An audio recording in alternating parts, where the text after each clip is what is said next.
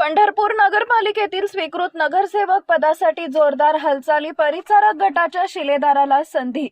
पंढरपूर नगरपालिकेच्या स्वीकृत नगरसेवक पदासाठी राजकीय हालचाली वेग घेत असून पुढील 2 दिवसात स्वीकृत नगरसेवक जाहीर होणार असल्याची जोरदार चर्चा शहरात सुरू आहे। या पार्श्वभूमीवर विविध पक्षातील तसेच आघाड्यांमधील अनेक इच्छुक समाजसेवक, आजी-माजी नगरसेवक व कार्यकर्त्यांनी आपापल्या परीने फिल्डिंग लावल्याचं चित्र दिसत आहे। दरम्यान पंढरपूर मंगळवेढ्याचे युवक नेते प्रणवदादा परिचारक यांच्या निकटवर्तीय शिलेदारालाच यावेळी संधी मिळणार असल्याची चर्चा राजकीय वर्तुळात रंगली आहे। विशेष म्हणजे या शर्यतीत युवक नेते विनायक सोनटक्के यांचं नाव आघाडीवर असल्याचं बोललं जात आहे।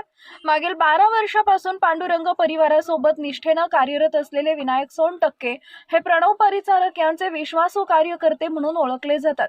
लिंगायत समाजातील युवा नेतृत्व म्हणून त्यांची ओळख असून सामाजिक कार्यातही ते नेहमीच अग्रेसर राहिलेत। तसेच तेली समाजामध्येही त्यांचे चांगले वजन असल्याचं जाणकार सांगतात।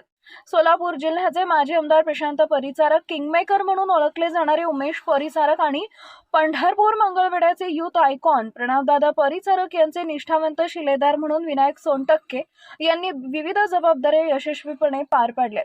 परिचारक कुटुंबाने भाजपकडून नेहमीच जातीय समीकरणापेक्षा कार्यकर्तृत्वाला प्राधान्य दिलं जातं। छोट्या मोठ्या समाजातील युवकांना संधी देण्याची भूमिका परिचारक गटाची राहिली आहे। त्यामुळे यंदा तेली समाजाला नाराज न करता युवा चेहरा म्हणून विनायक सोनटक्के यांना स्वीकृत नगरसेवक पदाची संधी मिळण्याची दाट शक्यता वर्तवली जात आहे।